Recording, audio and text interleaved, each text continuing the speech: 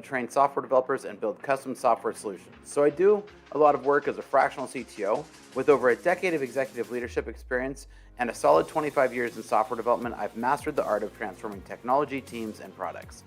Okay, so I got this email from ExecThread, which is a hiring firm that does recruiting for executives. Now, I'm not looking for a job, no worries, but the CEO writes or has a ghostwriter that has some really great content. So I've actually kept this as one of the few emails that still come into my inbox. So a little shout out for ExecThreads.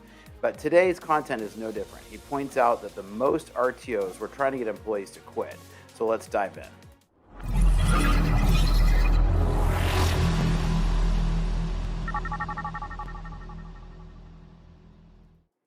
Okay, so again, this email from ExecThread, which is a hiring firm that does recruiting for executives. And so the CEO writes, or else his ghostwriter, has really good content, and I really enjoy most of their emails. And so let's dive into some of that content today. So I'm going to switch over here and read this email. Print's a little small here, so let me see if I can get this a little bit bigger for you. So 25% of bosses admit that their return to office mandates were meant to make staff quit. This is the Fortune Media headline that not only made me click, but made him mad. There's been a ton of debate around fully remote work ever since the pandemic subsided, but to think that RTO mandates were intentionally designed by companies to force turnover is infuriating. While it makes me mad, it also makes me really glad that I don't work for such a company. Life is just too short to do so. So that might be one of the first signs that it might be time to start slowly looking for a job. I'm not saying to quit and walk out, but maybe time to find a better job. So let's think about this and put into context. You're a company that wants people to quit, so you implement a policy, i.e. force return to office, that will tick off a lot of people and point out that to the point that they're inclined to quit. Who does this hurt the most? It hurts women the most, with nearly 2/3, 63% of C-suite leaders who companies have mandated an in-office work policy say the RTO policy led a disproportionate number of women to quit. Is this what companies really want? Implement a draconian policy that will pressure women to either commute full-time and be overly stressed or quit. I mean, seriously, how short-sighted and uncaring can you be? The other byproduct of RTO mandate is often leads to a disengaged crisis. More specifically, the people on your staff who don't quit because of RTO mandate will often quiet quit instead, meaning they'll do the minimum required to get their job done and refuse to go above and beyond for their job, which describes about 50% of the U.S. workforce as such companies that force an RTO policy, according to the recent Gallup poll. So, got him thinking, in direct contrast to companies that implement RTO mandates, we'd like to celebrate and put a huge spotlight on fully remote success stories, meaning that each month moving forward we'll highlight an ExecThread employee who works fully remote and also spotlights companies that permit fully remote work as a way to show how fully remote work is good for both employees and employers alike. And I've talked a lot about that before, but we're going to continue to talk about it here on StartupHakk because I'm a big believer in remote. I believe that saying that you don't know how to manage remote employees is just a cop-out for meaning you don't know how to be a manager. That's my opinion. So let me dive into this topic a little bit more here today because I've got some more statistics to it. So with the enforcement of RTO policies, many senior-level job seekers have opted to leave their positions rather than comply.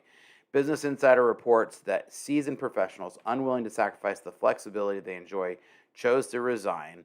This exodus has led to a significant drain of experienced talent in the tech industry. The sudden influx of high-level professionals into the job market has intensified competition, making it harder for even the most qualified individuals to secure new positions. This movement is not just a wave, but it's a tide changing the landscape of tech employees. The preference for remote work over traditional office settings has become a defining characteristic of modern tech professionals. I remember I see offices that are like all hip and modern and pool table and free coffee and all that stuff, and I'm like, most people just want to work from home, and it costs you a whole lot less as an employer. So the notion that RTO mandates were solely for boosting collaboration and productivity has been debunked. As reported by Fast Company, forcing employees back into the office is risky and often counterproductive. Instead, many companies often use it as a strategic move to thin out their workforce. This strategy allows them to sidestep severance packages and avoid the negative PR associated with the mass layoffs. The hidden agenda behind RTO is now evident, as it serves more as a corporate maneuver than a genuine attempt to restore office culture, and that's according to Fast Company. This revelation has left a sour taste in the mouths of many tech employees who feel betrayed by their employers. So the force to return to office was now, like, it's one totally thing different if you were hired and said, hey, look, we're telling you to come into the office. This is an office-only job. I know there are those. And if you were hired to that, then like you knew what you were signing up for. But this is people who had been given remote work and then had it taken away. So the forced return to office has fundamentally altered workplace dynamics. And according to Fortune, many employers who enjoyed the benefits of remote work found abrupt transition back to the office and found it jarring. This shift has led to a decrease in morale and productivity as employees struggle to readjust to a rigid work environment. I know that for myself, as we worked remotely and then I started to move back into an office post-pandemic, I was like, why am I here? I just want to get work done, which was a lot easier to do at home. The flexibility that once fostered creativity and innovation has been replaced by a structured routine that stifles the very qualities they think they're forcing you to the office to try to do. The dissatisfaction among workers has only grown as they yearn for autonomy they once had.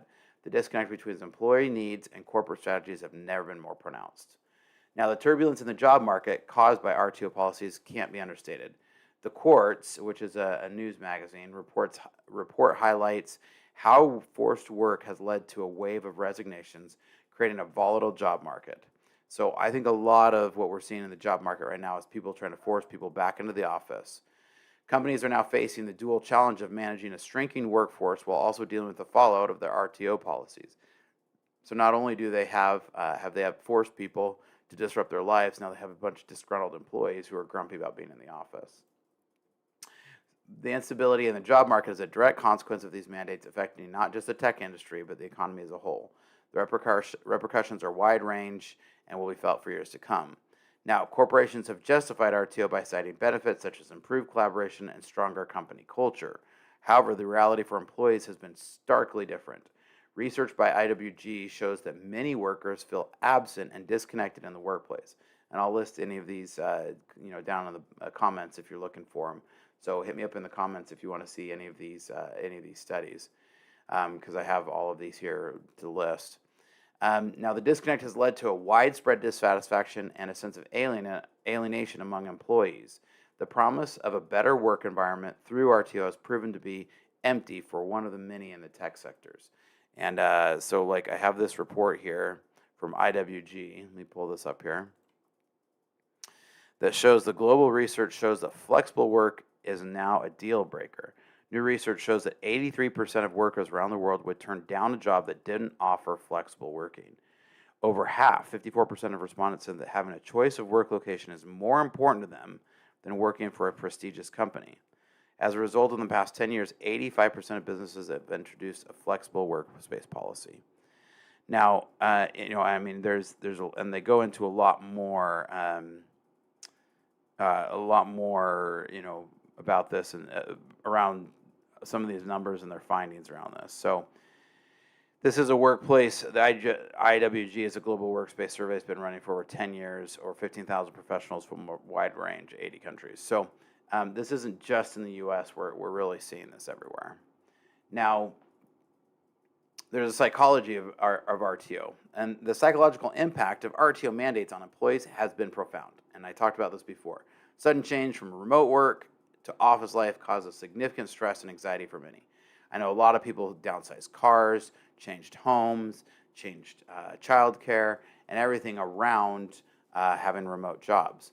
But the psychological toll is compounded with the fear of job insecurity and the constant threat of layoffs. Employees are not just dealing with physical return to the office, but also with a mental strain that comes with it. So there's long-term effects of stress that are likely manifest in decreased productivity. And so despite the current push for RTO, the future of remote work still remains promising. Many tech professionals believe that the benefits of remote work far outweigh the drawbacks. The flexibility, increased productivity, and better work-life balance are too significant to ignore. As the job market stabilizes, it's likely that more companies will adopt hybrid models to attract and retain top talent. I can't really see a top talent who's getting interviewed and are like, hey, yeah, we're going to have you come to the office 5 days a week. I think most of those people are going to go to the next interview and find somebody who has more flexibility. So the push to remote work is not just a trend, but a fundamental shift in how we approach employment. The future of work is flexible, and companies that recognize this will be better positioned for success. Now, the current job market turmoil is temporary, and a recovery is on the horizon. Analysis predicts that the tech job market will start to rebound in the fall of 2024 with significant growth expected in 2025. So the demand for tech remains high. As companies adjust to new working norms, opportunities will increase. The resilience of the tech industry has been proven time and time again, and this period is no different. The key for job seekers is to stay adaptable and continue honing their skills. And I've talked a lot about that in previous podcasts. So if you aren't familiar with what I'm sharing here, go back. Make sure you like and subscribe to the channel because I bring a ton, and I've been talking a ton about this, and I've brought a lot of different stats that I won't dive into today. So the tech industry is known for its adaptability and innovation. And so as we navigate through these challenging times, it's crucial that we stay open to new opportunities, especially as management. The RTO mandate and the subsequent layoffs, they're a setback. But I think they're going to really give us an opportunity for those companies that want to stand out as we see the job market come back to really make sure that we're offering what the employees want, which is flexible work environments. Now, I really think a lot of this comes to management. I think overwhelmingly employees want remote work, whereas management generally seeks to want the return to office. So I think as managers, we need to make sure we're staying open and adaptable if we want to attract top talent. Now, what are your guys' thoughts? Do you agree? Do you disagree? Were you one of the ones who was affected by an RTO mandate? I'd love to hear you guys' comments. The best compliment that I can get for these videos is when you guys comment in the comments, because it helps me to know that you guys are listening, that I'm bringing you valuable content. And so make sure you like and subscribe and leave us a comment. Here at StartupHakk, we love to train software developers with our, in our coding boot camps. So if you know anybody who's looking to get into the industry, jump into our coding boot camps, and also to build custom software solutions. So make sure you reach out because we'd love to help, and hit the links down below. Leave me a comment, and we will catch you guys next time. Make sure you like and subscribe to the channel because we bring you lots of great tutorials and tips that every developer should know. See you next time.